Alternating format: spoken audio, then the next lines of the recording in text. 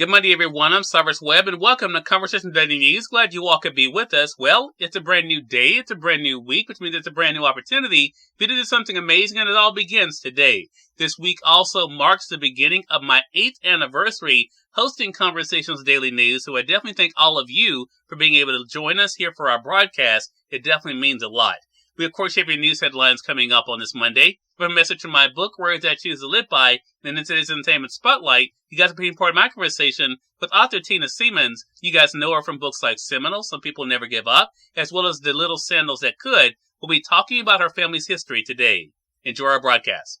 For Conversation Daily News, I'm Cyrus Webb with their Monday headlines. In national news, Conversations Person of the Year Viola Davis wins her first Grammy, becoming an EGOT. Viola Davis is now an EGOT, a term for those who have won an Emmy, Grammy, Oscar, and Tony after she won for Best Audiobook, Narration, and Storytelling Recording. The actor gave an emotional speech and prophetically said, "I just EGOT," after she marched on stage to collect her award. "I wrote this book to honor the 6-year-old Viola, to honor her, her life, her joy, her trauma, everything," Davis said. "It has just been such a journey." In more national news, balloon bickering over Biden's actions and China's intention continue. Republican lawmakers on Sunday accused China of deliberately surveilling sensitive U.S. military sites with a suspected spy balloon and said the Biden administration had given Beijing an intelligence opening by not downing the balloon during its high-altitude drift through American airspace. The balloon's presence in the sky above the United States before military jets shot it down over the Atlantic Ocean with a missile on Saturday further strained U.S.-China ties. America's top diplomat abruptly scrapped a trip to Beijing, and China's defense ministry said in a statement after the balloon fell into the waters off the Carolina coast that it reserves the right to take necessary measures to deal with similar situations. Clearly, this was an attempt by China to gather information, to defeat our command and control of our sensitive missile defense and nuclear weapons sites, said the chairman of the House Intelligence Committee, Representative Mike Turner, among the members of Congress on the Sunday news shows. And that certainly is an urgency that this administration does not recognize, he said. U.S. defense and military officials said the balloon entered the U.S. air defense zone on January 28 and moved largely over land across Alaska and then into Canadian airspace in the Northwest Territories on Monday of last week.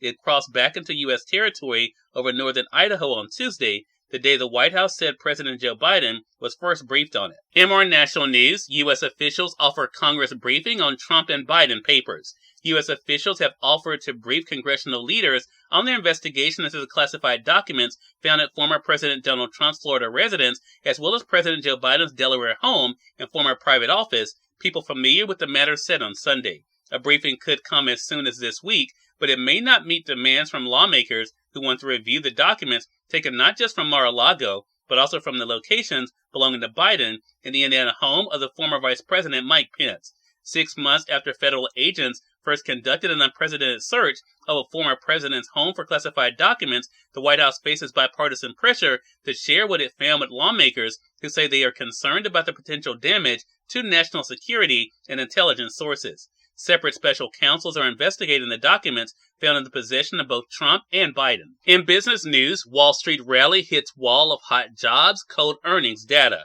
Wall Street's big rally to start the year wilted on Friday after a surprisingly strong jobs report fueled worries about inflation and higher interest rates. The S&P 500 fell 1% for its first drop in 4 days, though it took an up and down route. The bond market was more decisive in thinking the strong jobs data could push the Fed Reserve to stay firmer than expected on high interest rates, which hurt the economy and markets. The Dow Jones Industrial Average dropped 127 points, or 0.4%, while the Nasdaq Composite sank 1.6%.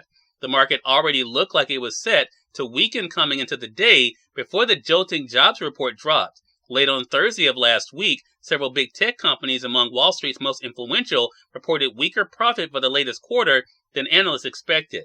That cast concerns over a rally that had brought the S&P 500 back to its highest level since August of last year, driven by hopes that cooling inflation may get the Fed Reserve to take a pause soon on its hikes to its interest rates and possibly even cut them by late this year.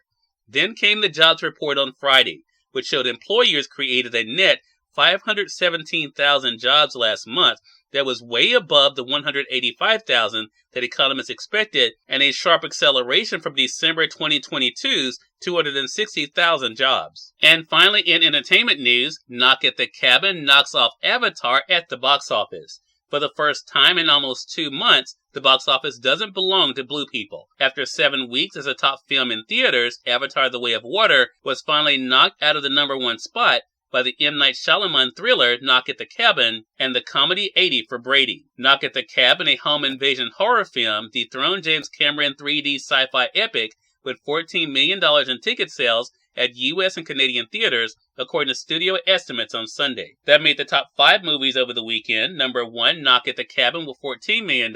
Number 2, 80 for Brady with $13 million. Number 3, Avatar: The Way of Water with $11 million. Number 4, Puss in Boots: The Last Wish with $8 million. And number 5, BTS Yet to Come in cinemas with $5 million.